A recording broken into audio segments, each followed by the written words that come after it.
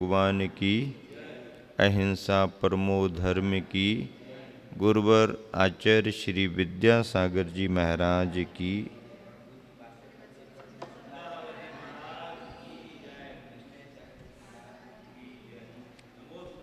प्रसंग चल रहा है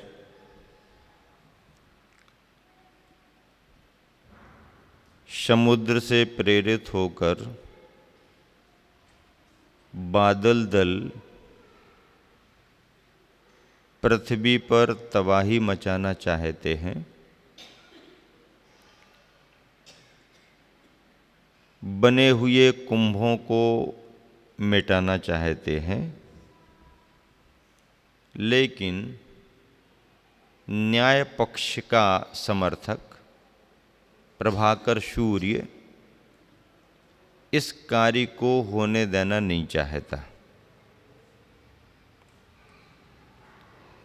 इसीलिए सूर्य ने बड़वानल को भी प्रेरित किया। सूर्य ने धरती की रक्षा के लिए धरती के कणों को प्रेरित किया। परिणाम ये निकला कि बादल बरसना भी चाह रहे थे तो भी धरती के कणों ने उछल उछल करके बादलों को घेर लिया। संघर्षण हुआ, टकराव हुआ और बादलों के लिए पृथ्वी के कणों से संघर्ष करना मुश्किल हो गया। कहीं इंद्र निकलता है, इंद्रधनुष की बात आती है और बात आगे बढ़ती है। इसी अवसर पर यानी आगत संकट पर ही गुलाब के कांटे भी दांत कटकटाते हैं। कर्ण कटु कुछ कहते यूं, इसी अवसर पर यानी आगत संकट पर ही जो पृथ्वी पर घड़ों पर संकट आ सकता है, आने वाला है, उस संदर्भ में गुलाब के कांटे भी दांत कटकटाते हैं। कर्ण कटु कुछ कहते यूं, अरे संकट हृदय शून्य छली कहीं का, कंटक बन मत बिछ जा, निरीह निर्दोष निश्चल नीराग पथिकों के पथ पर। अपना हट छोड़, अब तो हट जा, पथ से दूर कहीं जा, वरना कांटे से ही कांटा निकाला जाता है, वरना कांटे से ही कांटा निकाला जाता है। क्या यह पता नहीं तुझे? ध्यान रख, कुछ ही पलों में पता ही न चलेगा तेरा। और इसी बीच इसी विषय में डाल पर लटकता फूल विशेष सक्रिय हो जाता है। ना ही कांटे की बात काटता है, ना ही कांटे को डांटता है। फूल सक्रिय हो गया, ना ही कांटे की बात काटता है और ना ही कांटे को डांटता है, परंतु समयोचित बात करता है कांटे के उद्वेग ऊष्मा के उपशमन हेतु। कांटे से कांटा निकाला जाता है, ऐसा कहने वाले कांटे को फूल ने कांटे की बात को काटा भी नहीं और कांटे को डांटा भी नहीं, लेकिन कुछ नया रास्ता निकालता है। समयोचित बात करता है कांटे के उद्वेग ऊष्मा के उपशमन हेतु। किसी भी क्रुद्ध व्यक्ति को यदि नियंत्रित करना है तो क्रोध में आकर के हम क्रोधी व्यक्ति को नियंत्रित नहीं कर सकते। क्रोध करने पर उसका क्रोध और बढ़ेगा। कांटा यदि कुछ ऐसा बोल रहा है तो गुलाब का फूल भी उसी की भाषा में बोलने लगे तो कांटा सुनने वाला नहीं। फिर क्या कहने लगा गुलाब का फूल कांटे के लिए? कांटे की बात भी नहीं काटी और कांटे को डांटा भी नहीं। फिर क्या कहता है गुलाब का फूल कांटे से? अरे जब सुई से काम चल सकता है तब तलवार का प्रहार क्यों करें? जब सुई से काम चल सकता है तब तलवार का प्रहार क्यों करें? जब फूल से काम चल सकता है तब सूल का व्यवहार क्यों करें? जब फूल से ही काम हो रहा है तो सूल कांटे की जरूरत क्या है? जब सुई से ही अपना काम बन रहा है तो तलवार उठाने की जरूरत क्या है? कितनी बढ़िया बात कही। मतलब छोटे में ही काम बन रहा है तो बड़ा विकल्प, बड़ा विचार क्यों करें?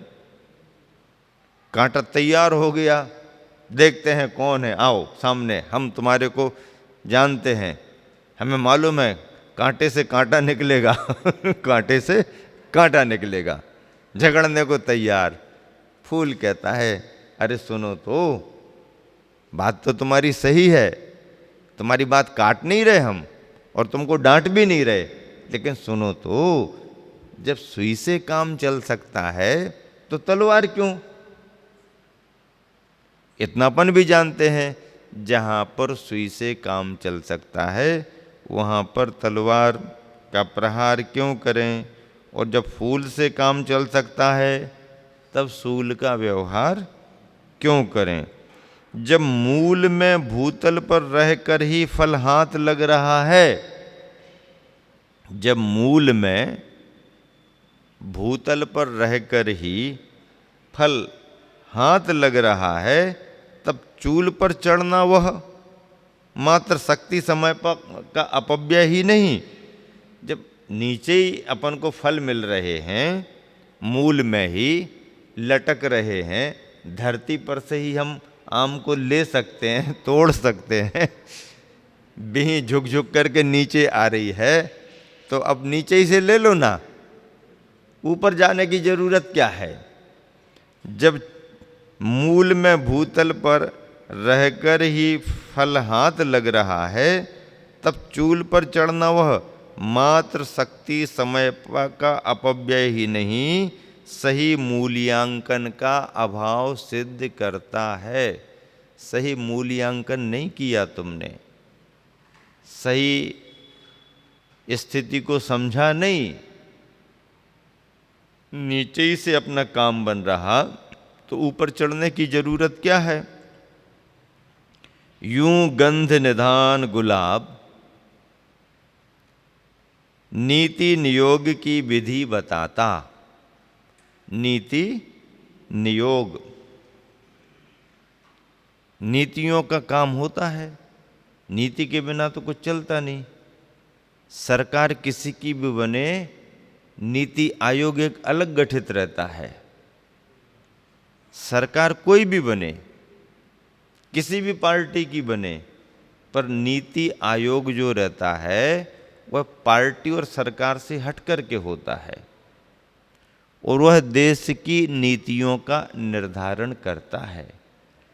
उसमें सभी पक्षों के, पार्टियों के विशेष लोग, जवाबदार लोग, जिम्मेदार लोग रहते हैं और वह पार्टी के नज़रिए से ऊपर उठ करके राष्ट्र हित में नीतियों का निर्धारण करते हैं। नीति आयोग कहलाता है। तो नीति आयोग के बगैर सरकारें काम नहीं कर सकती। मुझे याद आ रहा है, प्राइम मिनिस्टर नरेंद्र मोदी जब आचार्य के पास भोपाल में सन 2016 में पहुंचे थे, भोपाल हबीबगंज में, तो कुछ बिंदुओं पर बातचीत हुई। आचार्य श्री ने कुछ बिंदुओं को रखा, राष्ट्र हित में रखा, भारतीय भाषा को लेकर के रखा, भारतीय संस्कृति को लेकर के रखा, कुछ ऐसे बिंदु भी रखे कि जो समय के अनुसार अब राष्ट्रहित में परिवर्तित होने चाहिए, आदि आदि। तब फिर प्रधानमंत्री नरेंद्र मोदी ने सब बातें सुन करके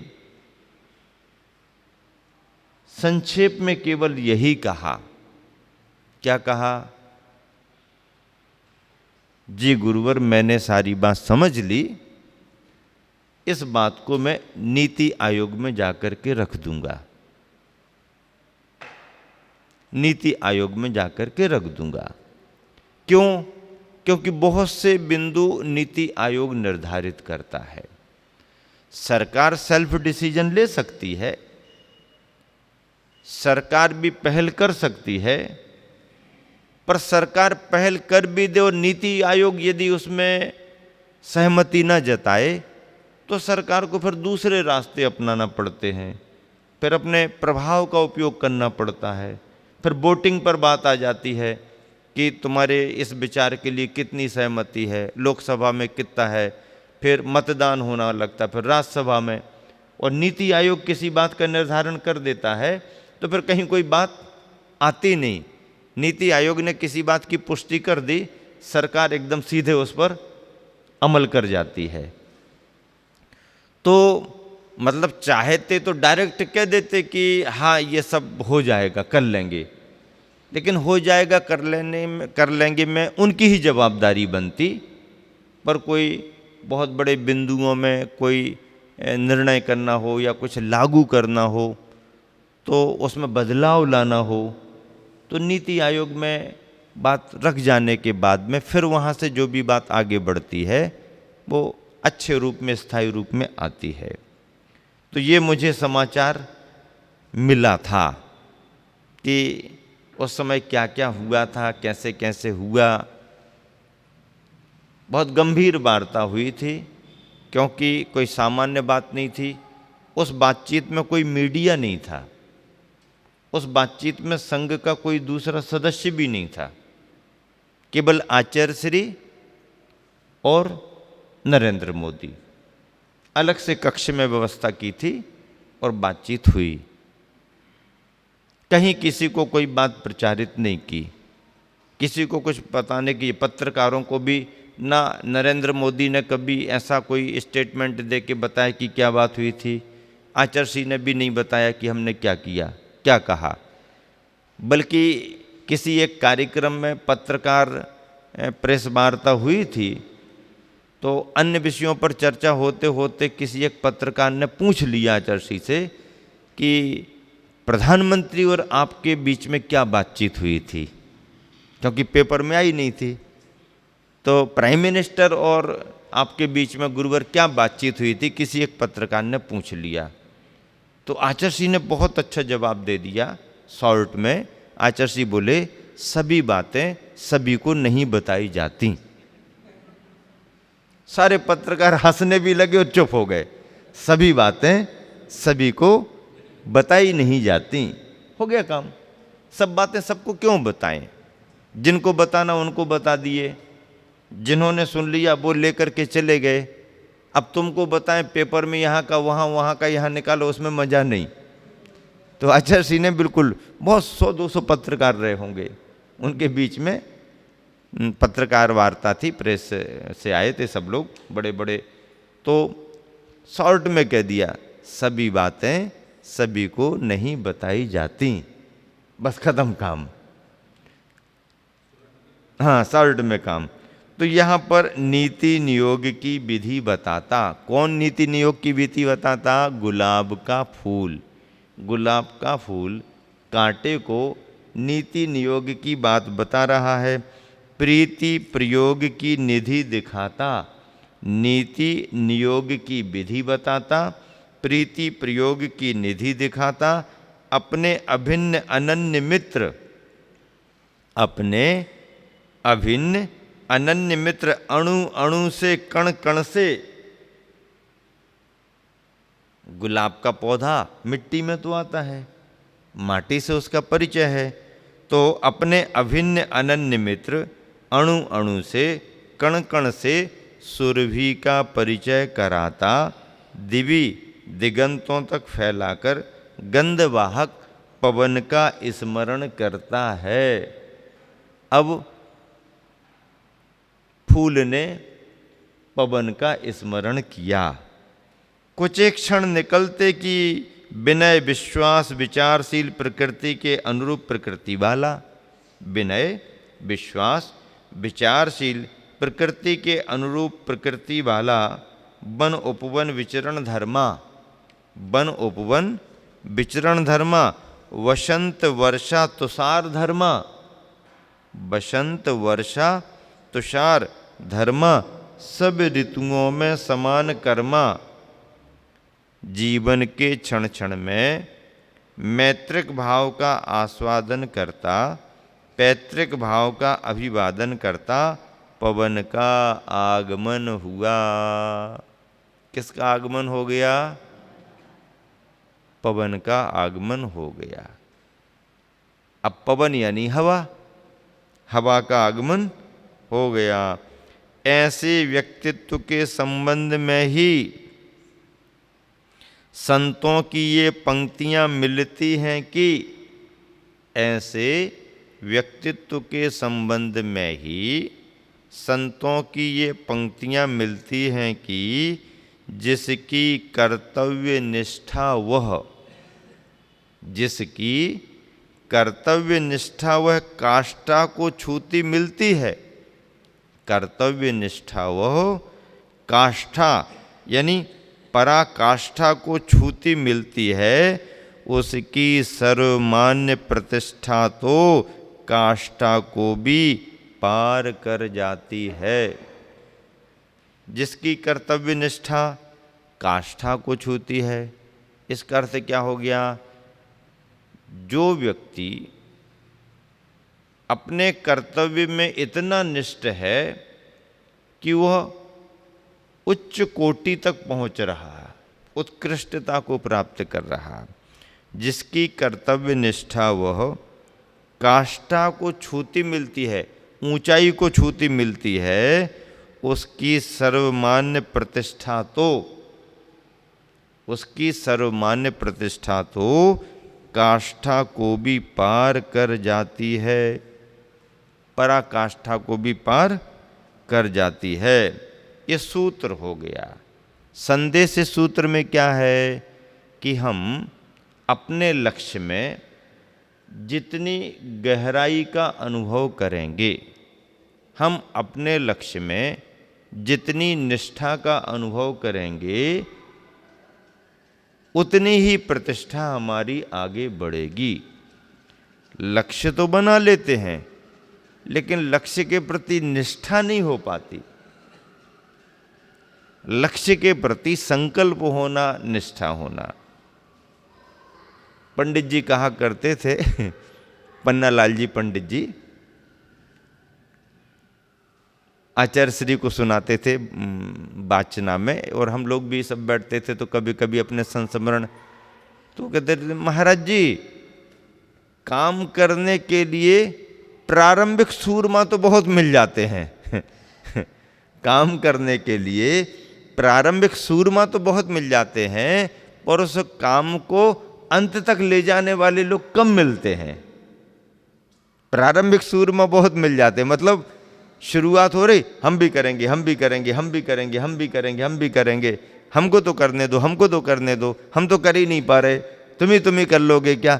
तो प्रारंभ में तो बहुत मिल जाएंगे, लेकिन धीरे धीरे पिछड़ते जाते हैं और कुछ समय बाद तो मैदान भी छोड़ देते हैं। इसलिए सामाजिक व्यवस्थाओं में जो समितियां बनती हैं, वो समितियां सामाजिक संयोजना के लिए होती हैं। कोई काम नहीं भी करना चाहता है तो भी उसका नाम दे के उसे समिति में सम्मिलित किया जाता है। ठीक है, अभी अनुकूलता नहीं है, करेगा, जोड़ो। नाम इसलिए जोड़ दिया जाता है, वो काम ना भी करे तो उसके नाम से और 4 आदमी जुड़ेंगे, इसलिए भी कमेटियों में सभी के नाम आ जाते हैं। लेकिन जितने नाम कमेटी में आते हैं वो सभी काम करते हैं क्या? ऐसा तो ना पहले कभी हुआ है, ना ऐसा कभी आगे होगा। फिर जो काम करते केवल उन्हीं का नाम दो, ऐसा भी नहीं हो सकता, क्योंकि समाज बड़ी है, समाज में सबको लेके चलना पड़ता है। फिर जो काम नहीं करता है उसका नाम क्यों रखा? उसका नाम इसलिए रखा कि कम से कम काम करने वालों को तो वो मना नहीं करेगा। हाँ, जो काम करने वाले हैं उनको तो मना नहीं करेगा, और यदि उसका नाम नहीं रखा तो काम करने वालों को भी वो काम नहीं करने देगा। इसलिए भी नाम रख देना जरूरी होता है। तो समिति बनती है सामाजिक संयोजना से, तो होते होते होते होते फिर एक समझ लीजिए कि सामाजिक समिति जैसी दिखाई देने लगती है कि भैया ये समाज की समिति है, जो समाज की तरीके से संयोजना बनी। और त्यागी वृत्ति जहाँ रहते हैं तो रहते रहते रहते रहते उनके व्यवहार से, उनके स्वभाव से कई लोग ऐसे भी जुड़ जाते हैं कि जिनके नाम कहीं भी नहीं है, फिर भी वो बिना नाम के भी काम करते रहते हैं। तो अंत में क्या समझ में आता है कि देखो ये जो जितने काम कर रही है सेवा समिति हो गई और जितने की संयोजना शुरुआत में की थी वो शोभा समिति हो गई। शोभा समिति अलग हो गई और सेवा समिति अलग हो गई। अब बताओ, सेवा समिति और शोभा समिति, तो कोई एक समिति रखो, नहीं, दोनों समितियां बनती हैं। नहीं, सेवा करने वालों की समिति बनाओ तो भी काम नहीं बनेगा। सेवा करने वालों को यदि अच्छे से शांति से काम करने देना है तो कुछ शोभा समिति भी बना करके रखना पड़ती, उनका भी महत्व है। कई लोगों के नाम का महत्व रहता, भले वो काम ना करें, उनका नाम रहने से शेष लोग काम करते रहते हैं, अच्छी बात है। आशीर्वाद तो सभी को बराबर रहता है। आशीर्वाद में ऐसा फर्क थोड़ी होता है कि तुमने काम किया है तो तुमको और उसने काम नहीं किया तो नहीं। वो हाथ में फर्क नहीं पड़ता है, वो अंदर के भावों का फर्क तो उसको अपने आप पहुंच जाता है। हाथ में तो वही उठता रहता है, लेकिन उठाने वाले भी जानते हैं, हाँ भैया तुम डबल ले लो, नहीं भी किया तो भी डबल ले लो। और करने वाले को कई बार भी दे दिया, लेकिन अंदर से कहाँ से उसको ज़्यादा पहुंच जाएगा पता ही नहीं पड़ता है। क्योंकि करने वाले के प्रति आशीर्वाद अपने आप सहज पहुंचता ही है। तो कार्य करने वाले लोग बहुत कम होते हैं, और कम होते हैं तो काम अच्छे से कर भी लेते हैं, लेकिन बाकी लोगों का कोई महत्व नहीं, ऐसा नहीं है। बाकी लोगों का अपनी जगह महत्व है, उनका सम्मान है, उनकी संयोजना है, तो उन सभी को भी रखना पड़ता है और काम होता है। तो इस तरह से ये सभी संदर्भ चल रहे हैं। लो स्मरण मात्र से ही मित्र का मिलन हुआ, पवन आया, फूल ने याद किया। लो स्मरण मात्र से ही मित्र का मिलन हुआ, सो फूल गुलाब का फूला ना समाया। स्मरण ही किया और हवा आ गई, तो मित्र का मिलन हुआ, सो फूल गुलाब फूला ना समाया। मुदित मुखी आमोद झूला झूलने लगा। मुदित मुखी आमोद, प्रसन्नता से झूला झूलने लगा। परिणाम यह हुआ, आगत मित्र का स्वागत स्वयमेव हुआ। आगत मित्र का स्वागत स्वयमेव हुआ। और किस तरीके से सम्मान हुआ, स्वागत हुआ, तो पंक्तियां हैं।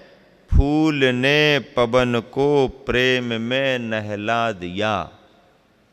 फूल ने पवन को प्रेम में, यानी प्रेम यानी सुगंध में, हवा आई तो फूल ने हवा को सुगंधित कर दिया। फूल ने पवन को प्रेम में नहला दिया और बदले में पवन ने फूल को प्रेम से हिला दिया। सुगंध से नहला दिया, फूल ने पवन को सुगंध से नहला दिया, तो पवन ने फूल को प्रेम से हिला दिया। कितने कम शब्द और कितनी अच्छी अभिव्यंजना काव्य में, इसका बड़ा महत्व है। आप अपना भाव प्रकट करें ये अलग बात है, पर किस भाषा में आपने भाव प्रकट किए, भाषा का सौष्ठव, भावों की अभिव्यक्ति काव्य का निकष मानी गई। निकष कसौटी कसौटी। लिखा जाना साहित्य नहीं होता। लिखा जाना तो कोई भी लिख देगा, लेकिन लिखे जाने में भाव क्या चल रहा है, उस भाव को व्यक्त करने के लिए भाषा क्या चल रही है, भाषा से बोलने वाले के स्वभाव की पहचान होती है। क्या? भाषा से बोलने वाले की पहचान होती है, उसका स्वभाव कैसा है, पहचान बनती है। नीतिकार कहते हैं यदा यदा मुंचति वाक्य बाणम, यदा यदा मुंचति वाक्य बाणम, जैसे जैसे अपने मुख से वचन के बाण निकलते हैं, यदा यदा तथा तथा जाति कुल प्रसूतम, वैसे वैसे उसके कुल और जाति का ज्ञान होता जाता है वैसे वैसे उसके कुल और जाति का ज्ञान होता जाता है। कुल और जाति का ज्ञान उसके बोलने से होता है। वजनदार व्यक्ति कभी हल्की ओछी बात नहीं करेगा, और ओछे आदमी के मुख से कभी वजनदार गहराई की बात निकल नहीं सकती, क्योंकि उसका स्तर हल्का है। अब जिसका स्तर ही हल्का है, उसके मुख से अच्छे वजनदार शब्द, मर्यादा के शब्द कैसे निकलेंगे? उसके जीवन में ही मर्यादा नहीं है, तो मर्यादा के शब्द कैसे निकलेंगे? और जिसका जीवन मर्यादित है, उसके शब्द भी मर्यादा में ही निकलते हैं। इसलिए नीतिकार कहते हैं यदा यदा मुंचति वाक्यवाणम तदा तदा जाति कुल प्रसूतम, जैसे जैसे व्यक्ति के मुख से वचन के बाण निकलते हैं, वैसे वैसे उसके कुल और जाति का परिचय होता जाता है। छत्री का परिचय अच्छे बोलने से होगा क्या? नहीं, वो तो मैदान में देखा जाएगा कि छत्री है कि नहीं। मैदान में उसका परिचय होगा। स्टेज पर परिचय तो अलग होता है, स्टेज का परिचय अलग होता है, असली परिचय तो मैदान का होता है। आपने खूब प्रशंसा करी, ये सूरवीर हैं, ये सम्राट हैं, ये वीरों में वीर हैं, बड़ी बड़ी सेनाओं को इन्होंने जीता है, ऐसा किया है, वैसा किया है, और परिचय देते समय ही मंच पर ऊपर से एक चूहा कूद गया तो वो सूरवीर डर करके एक तरफ हो गए। अब चूहा कूद गया तो सूरवीर को पसीना आ गया तो मैदान में सेना पर क्या विजय प्राप्त करेंगे? तो परिचय तुम कुछ भी दो, उसके लक्षण तो दिख नहीं रहे। लेकिन सूरवीर का परिचय ना भी दिया जाए तो वो अपने कार्य कौशल से स्वयं परिचित हो जाता है। रामचंद्र जी लक्ष्मण जी ने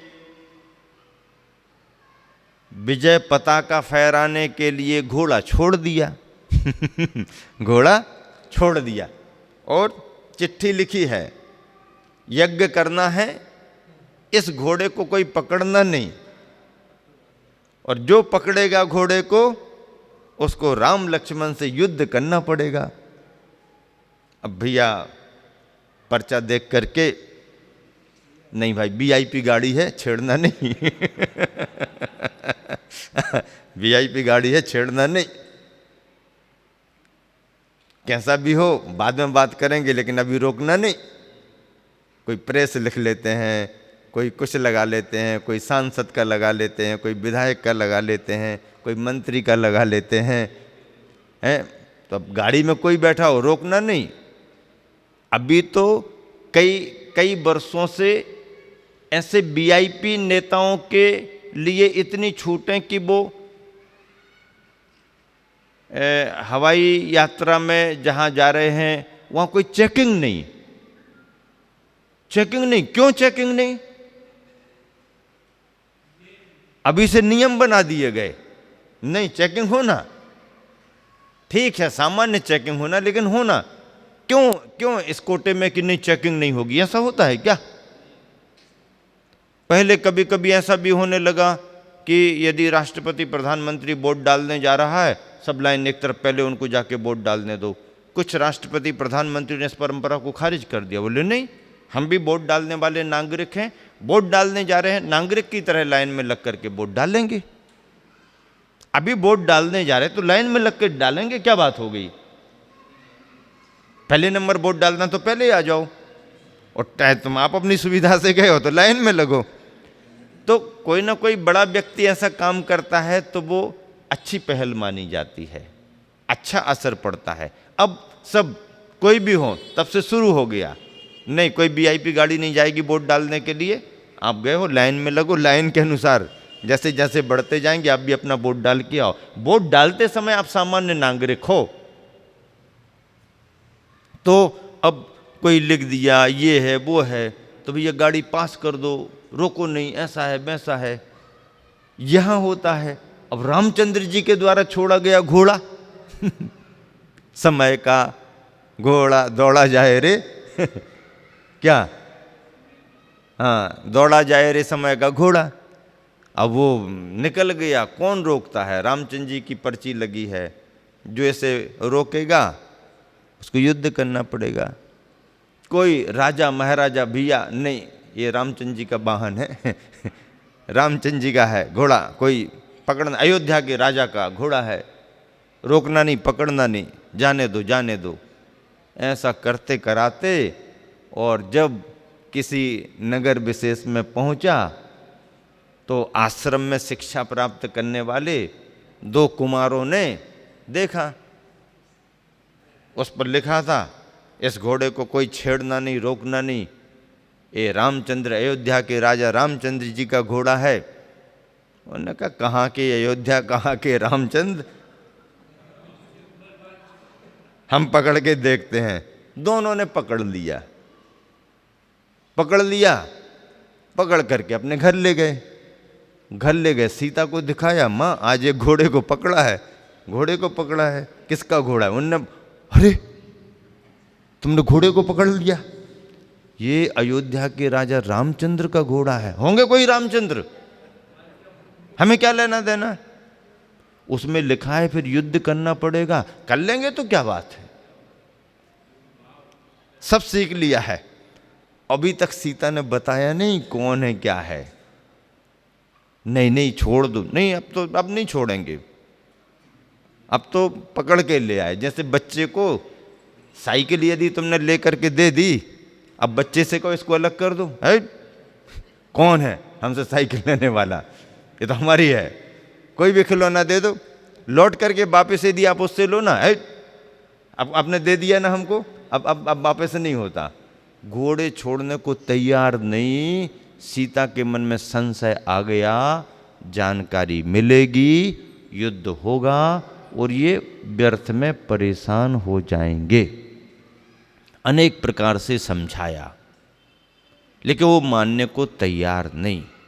सीता के मन में आया कि सारी बात बता दूं, तो भी मन बताने का नहीं हुआ कि इन बच्चों को और क्रोध आएगा। यदि हमने सारी बात बताई तो बच्चे और मानेंगे नहीं, और बल्कि और जल्दी झगड़ने को तैयार होंगे, इसलिए बताना नहीं। अब क्या करें, सीता तो नमोकार जपने लगी। अब मामला, बच्चे मानने को तैयार नहीं और ये तो समाचार फैल जाएगा। समाचार फैल गया, दो राजकुमारों ने, दो बच्चों ने घोड़े को पकड़ लिया है। समाचार भेजाए गए घोड़े को छोड़ा जाए? नहीं, युद्ध करने को तैयार होना पड़ेगा। तैयार पहले ही से तैयार, उसमें क्या है, क्षत्रिय पुत्र हैं, सब सीख लिया है। और स्थिति ये बनी कि आमना सामना हो गया। रामचंद्र जी का घोड़ा है, होंगे रामचंद्र, वीआईपी गाड़ी है, रखो अपने पास, करो युद्ध, देख लो। आप कहते हो हम क्षत्रिय हैं तो हम कोई सामान्य हैं क्या? किसके पुत्र हो तुम? किसी के भी पुत्र हो, इससे आपको क्या लेना देना? इनको पता ही नहीं किसके पुत्र हैं, किसके पुत्र हैं इनको पता नहीं, इसलिए किसी के भी पुत्र हों आप तो युद्ध करो। तब तक रामचंद्र जी को भी ये मालूम नहीं था कि ये लवकुश हैं। लेकिन जो उनके गुरु थे क्षुल्लक जी, सिद्धार्थ नाम के क्षुल्लक जी, जिन्होंने इनको बचपन से ही प्रशिक्षित किया था, उनको सारी बात मालूम थी। उन्हें मालूम था कि बच्चे होनहार हैं, रामचंद्र जी के पुत्र हैं, तद्भव मोक्षगामी हैं, इनको अच्छे तरीके से तैयार करना चाहिए। तो एक क्षुल्लक जी के निर्देशन में उनका पूरा शिक्षण कौशल चला, छात्र धर्म उन्होंने पूरा सीखा। और क्षत्रिय यदि तैयार होता है तो देश की रक्षा होती है, तैयार किए जाते थे पब्लिक की रक्षा करने के लिए। ये हुआ और आमना सामना होने पर राम लक्ष्मण तो इस तरीके से निशाने लगा रहे कि इनको बिल्कुल ठीक ही कर देना, यदि इनको जीत नहीं पाएंगे तो हमारा तो और यहां भी ये इनको पता नहीं तो ये भी उसी तैयारी में। इतना घनघोर युद्ध हुआ कि एक समय ऐसा आया कि राम लक्ष्मण आपस में बात करने लगे कि कहीं कुछ ऐसा तो नहीं कि अपन को बलभद्र नारायण कहा जा रहा है पर वाकई में ये हो, क्योंकि इतना समय तो अपन को कभी लगा ही नहीं इतना समय किसी को जीतने में अभी तक नहीं लगा। अपने बड़े बड़े निशाने, बड़े बड़े अस्त्र शास्त्र इनके सामने फेल हो रहे हैं। जो भी अपन भेजते हैं उनकी काट इनके पास रहती है, तो कहीं ऐसा तो नहीं कि यही बलभद्र नारायण हो। दुविधा में पड़ गए। और हनुमान जी को ये अंदर अंदर सुराख मिल गया था कि ये दोनों सामान्य नहीं है, ये राम के ही पुत्र लवकुश हैं। तो हनुमान ने पाला बदल लिया हनुमान ने पाला बदल लिया भाई, मौका देख करके। और हनुमान जी कहते हैं कि यद्यपि मैं आपके प्रति निष्ठा रखता हूं, पर आपके पौरुष पुरुषार्थ के सामने ये दो कुमार अनाथ असहाय जैसे प्रतीत हो रहे हैं, तो मुझे तो न्याय का पक्ष लेना पड़ेगा। और मैं इसलिए न्याय का पक्ष लूंगा ताकि युद्ध जीतने के बाद आपके लिए कोई ये ना कह सके कि इन्होंने अनाथ अबोध शिशुओं के लिए जीता था। कल के दिन चर्चा यही आएगी कि हनुमान के रहते हुए इन्होंने सबको पराजित किया था। तो मैं तो आपके पक्ष से नहीं लड़ूंगा, मैं तो कुमारों की तरफ जाऊंगा। अब रामचंद्र जी क्या बोले? देखो हनुमान, आपने लंका में युद्ध किया, लंका में सहयोग किया, वो बात अलग थी। वहां भी हमारे पूर्वज पहले रावण के सहयोगी थे। हमारे पूर्वज रावण के सहयोगी, पवनंजय का रिश्ता रावण से था, पवनंजय रावण के हितैषी थे। मेरा भी पक्ष रावण की तरफ था, लेकिन उस तरफ अन्याय दिखा तो हम वहां से आपके पास आए। और अब मुझे अन्याय दिख रहा है कि आप इतने महान महान होकर के और दो बच्चों पर यदि आप प्रहार करेंगे तो मुझे तो उन्हीं की तरफ जाना पड़ेगा। रामचंद्र जी को कुछ रहस्य मालूम नहीं, हनुमान जी इसी स्वभाव के हैं, कुछ बोल नहीं सके। और हनुमान जी के बारे में कहा गया वो राम लक्ष्मण के कला कौशल को जानते थे। तो राम लक्ष्मण जिस तेजी के साथ बड़े बड़े अस्त्र शस्त्र फेंकते थे, हनुमान जी आगे बढ़ करके जय श्री राम कह करके उन शस्त्रों को लड़ रहे हैं लवकुश की तरफ से, पर जय श्री राम कह करके उनके शस्त्रों को निस्तेज कर रहे। रामचंद्र जी भी सोचते क्या मामला है, ये हमारे इतने बड़े बड़े शस्त्र भी काम नहीं कर रहे हैं। मामला तो यही था कि आपका ही नाम तो बोल रहा है ना, अब जहां आपका नाम बोले तो वहां आपका कैसे होगा। और लवकुश को भी पता नहीं कि हमारे पक्ष में क्यों आ गए। उनको मालूम था ये लवकुश हैं। और जब बहुत विलंब हो गया तब फिर देखो क्या कैसी स्थिति बनी। स्थिति ये बनी कि सीता ऊपर से विमान में बैठ बैठ करके देख रही है, विमान में बैठी थी और बार बार नमोकार, न इस तरफ कुछ हो न उस तरफ कुछ हो, न इस तरफ कुछ हो न उस तरफ कुछ हो। उस तरफ भी भावना, वो भी बिजी, वहाँ देख रहे बिजी भाव, यहाँ देख रहे बिजी भाव, और ऊपर बीच में नहीं आई, युद्ध चल रहा है। तो ऐसा होते करते फिर सीता ने संकेत लवकुश को भिजाया कि तुम जिन्हें शत्रु समझ रहे हो वो शत्रु नहीं हैं, तुम्हारे ही पिता हैं। इसलिए तुम ऐसा करो कि बाण में एक पत्र लिख करके भेजो, पत्र लिख करके भेजो कि हम लवकुश हैं। ये बात उनके ख्याल में आ गई। तो उन्होंने अपना एक लिखा, बाण में लगाया और जो फेंका तो वो बाण रामचंद्र जी के चरणों की यहाँ गिरा। उसमें उन्होंने देखा कुछ लिखा हुआ आया है, उठा करके देखा तो लवकुश बस लक्ष्मण को बताया और राम लक्ष्मण आगे बढ़ गए, लवकुश भी आगे बढ़ गए। ऊपर से देवों के द्वारा पुष्प वृष्टि होने लगी और सिद्धार्थ क्षुल्लक जी भी सीता के साथ हर्ष विभोर होने लगे कि राम सीता का मिलन हो गया। ये वनवास के काल के बाद की बात है। लंका से आने के बाद और सीता को वनवास देने के बाद का ये प्रसंग है। पुंडरीकपुर की बात है, पुंडरीकपुर की बात है। और ऐसे अच्छे प्रसंग लवकुश राम लक्ष्मण के बड़े तरीके से आचार्यों ने लिखे हैं। हिंदू रामायण में भी वर्णन है, पद्म पुराण में भी वर्णन है, और भी अनेक आचार्यों ने यथा अवसर राम लक्ष्मण लवकुश का वर्णन किया है। जैन परंपरा में बलभद्र नारायण के नाम से राम लक्ष्मण जाने गए हैं और लवकुश भी तद्भव मोक्षगामी रहे। रामचंद्र जी मुनि बनकर के मांगी तुंगी गिरी पर्वत से निर्वाण पद को प्राप्त हुए। लवकुश पावागढ़ से, जो वर्तमान में गुजरात में है, बागड़ का पड़ोसी स्थान है, पावागढ़ से लवकुश निर्वाण पद को प्राप्त हुए।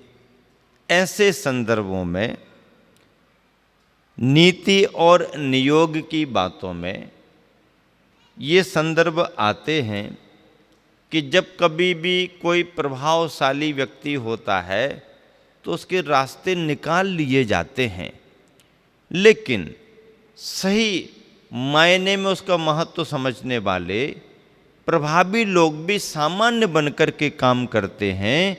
इससे उनकी अपनी पहचान बनती है। बोलने से हमारे व्यक्तित्व का परिचय आ जाता है। क्षत्रिय पुत्र कुछ ना भी बताएं, उनके हाव भाव रण कौशल से अपने आप ये अंदाज लग जाता है कि यह क्षत्रिय पुत्र हैं। वैश्य पुत्रों का स्वभाव अलग मिलेगा, ब्राह्मण पुत्रों का स्वभाव अलग मिलेगा, शूद्र पुत्रों का स्वभाव अलग मिलेगा, क्षत्रिय पुत्रों का स्वभाव अलग मिलेगा।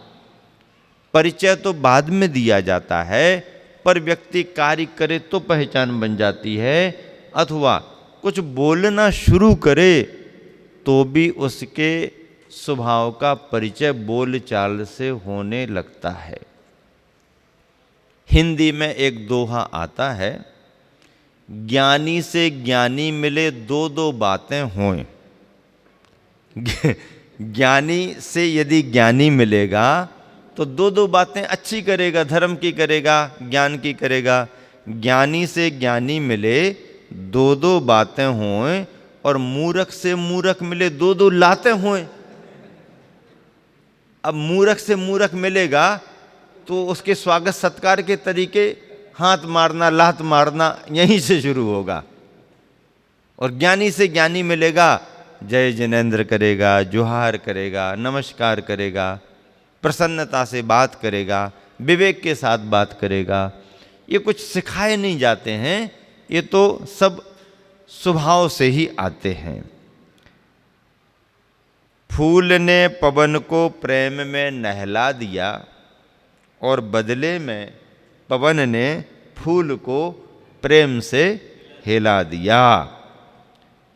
कुछ मौन, फिर पवन ने कहा विनय के साथ कि मुझे याद किया सो कारण ज्ञात करना चाहता हूं।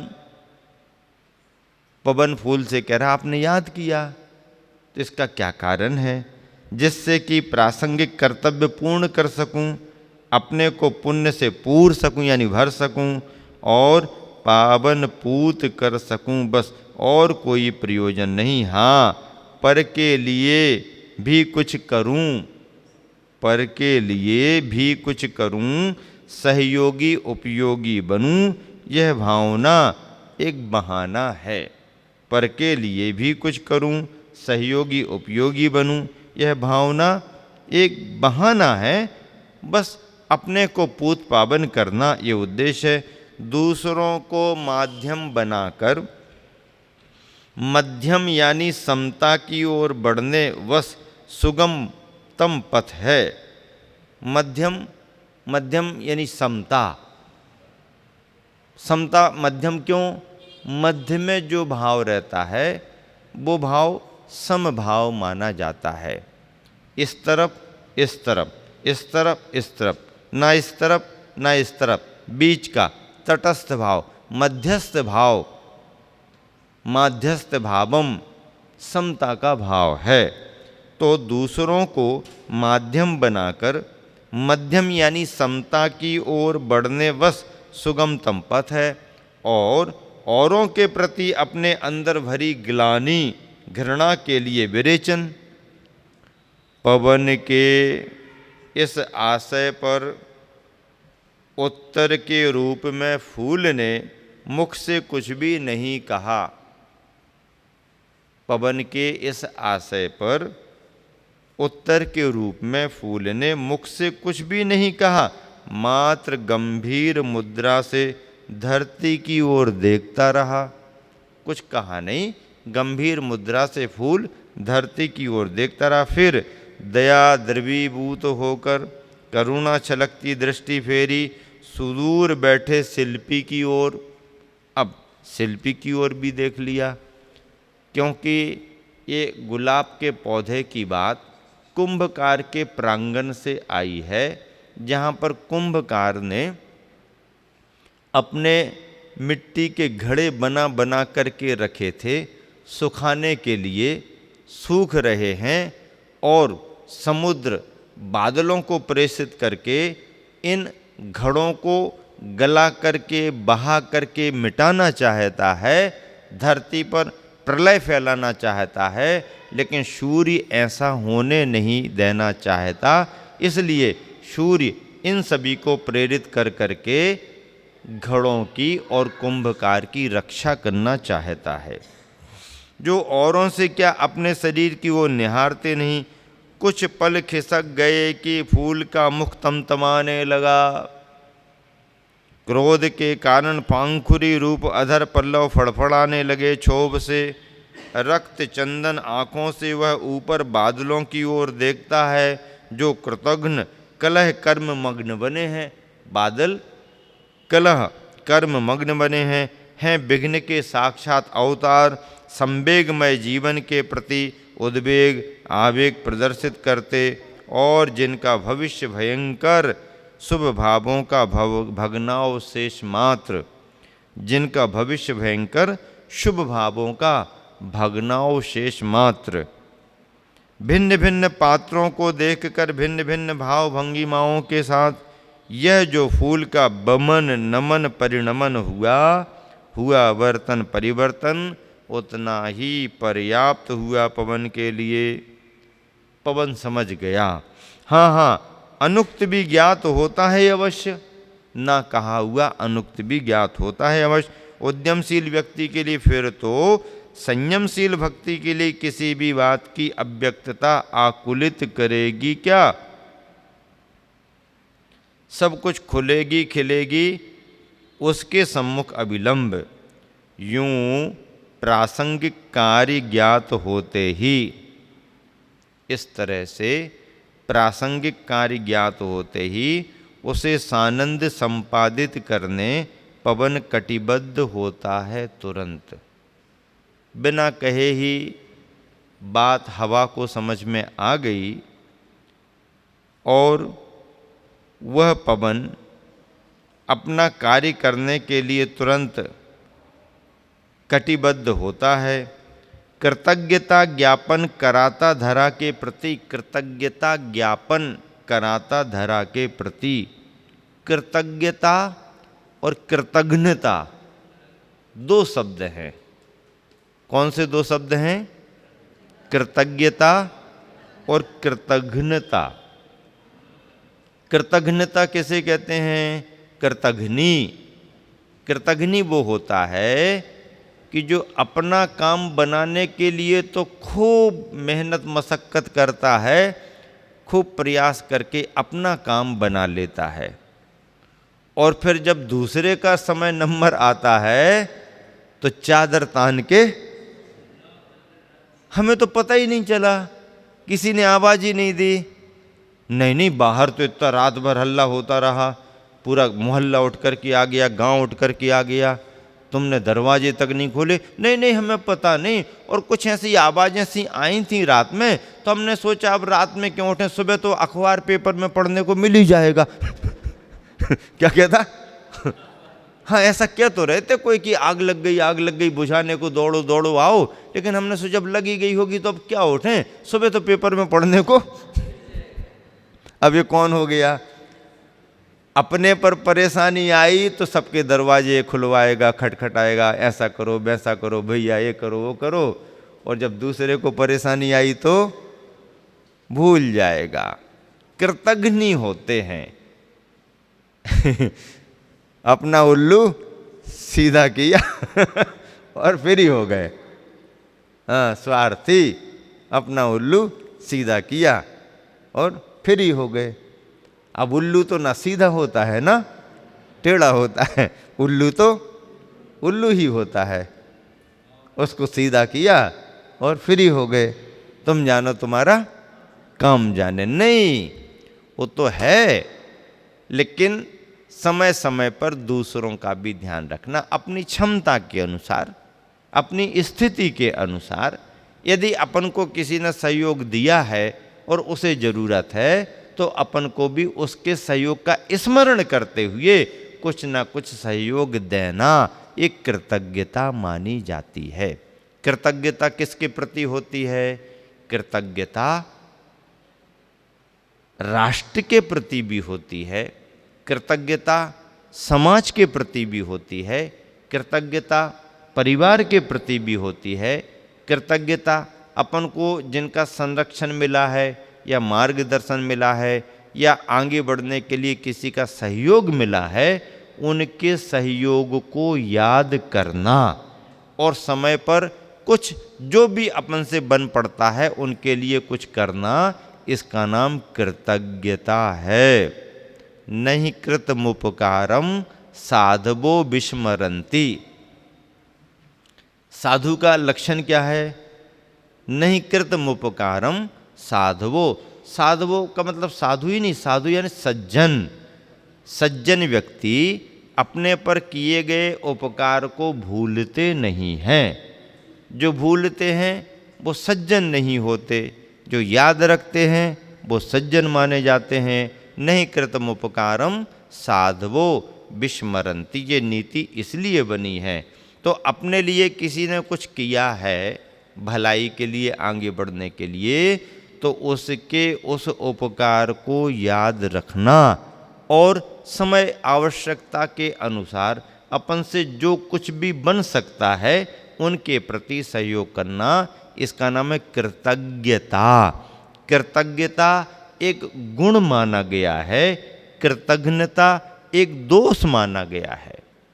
कृतज्ञता दोष है, बुराई है, कृतज्ञता गुण है, अच्छाई है। व्यक्ति की विशेष पहचान कृतज्ञता गुण के कारण बनती है। आचार्य पूज्यपाद स्वामी ने तत्वार सूत्र पर सर्वासिद्धि टीका लिखते हुए एक बहुत अच्छी बात कही। क्या कही? कि स्थावरों की पर्यायों में से, निगोद की पर्यायों में से, स्थावरों की पर्यायों में से निकल करके त्रिस पर्याय को प्राप्त करना उतना ही दुर्लभ है, उतना ही दुर्लभ है, उतना ही दुर्लभ है कि जितना समस्त गुणों को पाने के बाद में कृतज्ञता गुण को प्राप्त करना हाँ, समस्त गुणों को प्राप्त करने पर जैसे कृतज्ञता गुण को प्राप्त करना दुर्लभ है, सब गुण आ जाएं पर कृतज्ञता जल्दी नहीं आती है। गुणों में कृतज्ञता को प्राप्त करना जितना दुर्लभ है, ऐसा ही दुर्लभ मान करके चलो जैसे निगोद और स्थावरों की पर्यायों से निकल करके त्रिस पर्याय पाना। इसलिए त्रिस पर्याय को क्या कहा? ज्यों त्रिस पर्याय ज्यों लही चिंतामणि हाँ, ज्यों चिंतामणि, चिंतामणि के समान त्रिस पर्याय मानी गई है। क्योंकि त्रिस पर्याय से ही फिर आगे बढ़ेंगे, आगे बढ़ेंगे तो सारे रास्ते खुलेंगे। तो इस तरह से कृतज्ञता गुण जीवन की एक बहुत बड़ी विशेषता मानी जाती है। कुछ पल खिसक गए कि हाँ, ये तो हो गया। यूं प्रासंगिक कार्य ज्ञात होते ही उसे आसानंद संपादित करने पवन कटिबद्ध होता है। तो कृतज्ञता ज्ञापन करता धरा के प्रति प्रलय रूप धारण करता हुआ रोष के साथ कहता है कि अरे पथभ्रष्ट बादलो। अब हवा कहती है अरे पथभ्रष्ट बादलो, बल का सदुपयोग किया करो। अरे पथभ्रष्ट बादलो, बल का सदुपयोग किया करो, छल का ना उपभोग किया करो। छल बल से हल नहीं निकलने वाला कुछ भी, छल बल से हल नहीं निकलने वाला कुछ भी करो या ना करो, कुछ भी करो या ना करो, मात्र दल का अवसान ही हल है, मात्र दल का अवसान ही हल है, और वह भी निकट सन्निकट। बादल, तुम अपने दल का अवसान करो। बादल, दल, दल यानी समूह, बादल, तो बादल दल का अवसान करो, निकट सन्निकट, जल्दी जल्दी करो, अभी करो, यहीं पर करो। क्योंकि बल का सदुपयोग किया करो। अपने बल का सदुपयोग करना ही व्यक्ति का सही सही पुरुषार्थ माना जाता है। बल का दुरुपयोग करो तो सही नहीं माना जाता है। तन का बल, धन का बल, मन का बल है तो उसका सदुपयोग होना ही सही मानवता है, सही राष्ट्रीयता है, सही धार्मिकता है, सही आध्यात्मिकता है, और इसी से मनुष्य की पहचान इस धरती पर बनती है। समय हो गया, इसलिए विराम दे रहा हूँ। महावीर भगवान की जय।